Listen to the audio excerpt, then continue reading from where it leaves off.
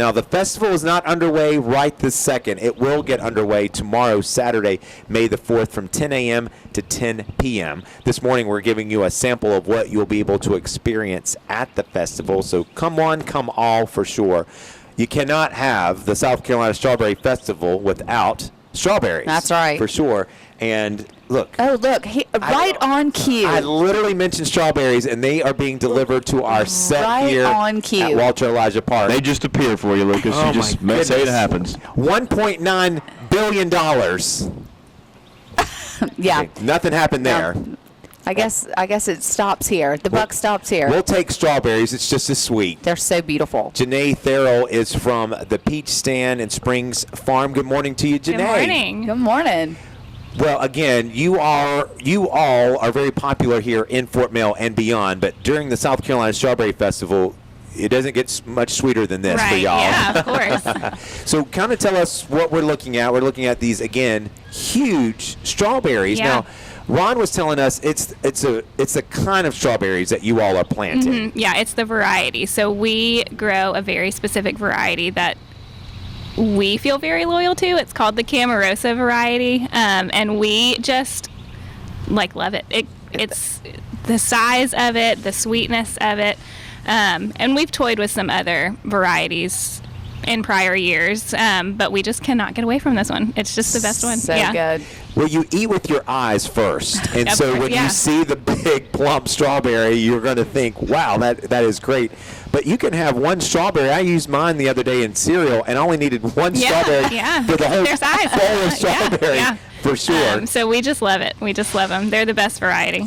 And so these will be on sale tomorrow. What will be on sale out here at the Strawberry Festival? So we have a few different tents here at the festival. We've got 2 tents designated solely to strawberry sales, and you can find those at the main entrances. And then our 3rd tent is kind of a mashup between the peach stand and the farm. So we have berries there at that tent, but we also sell things at our peach stand tent like strawberry bread and strawberry donuts. Those are the big kind of hot commodity at that tent. Strawberry jams and dressings and basically anything you can think of with a strawberry, that's what we sell there. So it's really fun. We've just got so many cool and unique strawberry items to offer. How do you come up with what those items are to offer? Like, I feel like you always have to be offering something to get people in. So how do y'all come up with that? Well, the strawberry donuts were kind of the thing that really changed the game on how we viewed what we were bringing for a lot of years. And so before, we would really focus on the jarred items and introducing strawberry donuts, we thought, oh my gosh, like this is it. This is what people are looking for. They're looking for that unique thing that they can just pick up and eat right on the spot and not necessarily like carry around in the bag with them until they get home to open up the strawberry jam. And so things like strawberry donuts and strawberry fudge and the breads that they can open, those are the things that we've seen people really kind of just like latch onto and love. How long does it take y'all to prepare that, and how many donuts? I mean, thousands. I mean, thousands. And the girls in the bakery at the peach stand, they will get there at 4 o'clock in the morning tomorrow, and they'll start, and we want them to be fresh, and so we don't make them the day before. But there's basically going to be one girl on the donut machine all morning, and then our guys run back and forth to the store, and we just, as long as we can make them, we're bringing them. Yep. My goodness. Wow. So if folks want to buy a lot of this, Jene, cash card, all the above, you take it all? Yep, we take it all. Yep. Perfect. And you'll have 3 tents out here at the festival? Right. So if you don't want to buy berries and carry them around, while you walk around and look at the other tents, we have the exit tents for that specific reason, so that you can grab them and then you can head on home or however you choose to do so. This also gives you all a chance from Springs Farm to educate folks about growing strawberries and the life of a strawberry. I know Ron went through the lifespan of a strawberry the last time he was on the show a couple weeks ago, but these strawberries we're eating were planted in October of last year. It's a lot. It's a big effort on a small farm's end. And so when you see, these berries sitting on our shelf, this is a year, we never really stop prepping for berries, because even though they were planted in October, we're laying plastic in September, and we're prepping field ground in those It's like early having weeks. a baby. It's like It never stops. It like never. We never really stop prepping for this crop or any crop really.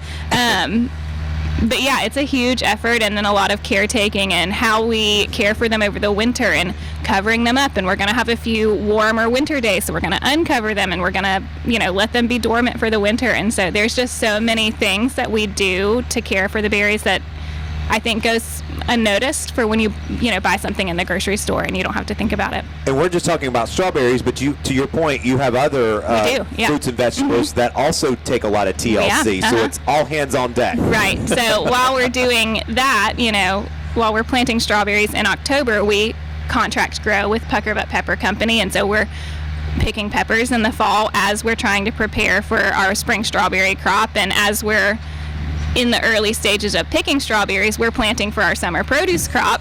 And so, we're never bored. We're never bored. And you can get all of these fruits and vegetables at the two stands, At our- the peach stand, and our Springs Farm That's Market right. on Springfield Parkway. And then a lot of the fresh vegetables are going into our community supported agriculture program, which we still have spaces for, which is unusual. We opened up more spaces this season, and so we're excited about that. And strawberries will be in our early CSA boxes, and all of our homegrown vegetables and things like that. So Well, we appreciate so much the farming industry, and Springs Farm right here in our backyard is helping to lead the charge, and by supplying these wonderful strawberries for the South Carolina Strawberry Festival. Any idea on how many strawberries you will have to have? Oh my gosh. I mean, we sell, so what you're looking at is a flat, the 8 1-quart containers, and we will sell hundreds of those. Yeah. Like how many strawberries roughly? Between 100 and, this size, like 120, but could be, if they're smaller, like 130-ish. So you'll probably go through 1 million strawberries. I've never been asked that. I should keep track of that this season, so I can come back prepared next year with how many strawberries we sold. And then you have the we don't want to forget this. You can come pick your own. Yeah. So at the same time that we're doing all of this festival fun, we're allowing the public to come out and pick their own berries, and which is such a fun experience for families to have, and to not just from a entertainment aspect, but an educational aspect as well. And so we we'll have people in the fields picking their own while we're out here having all this fun. And so it's going to be great. It's going to be a great weekend. Yeah. Well, it's a good time to be in Fort Mill for the South Carolina Strawberry Festival. Come on out here 10 to 10 tomorrow, Saturday. May the 4th stop by and see Jene and all the talented folks from Springs Farm and at the Peach Stand.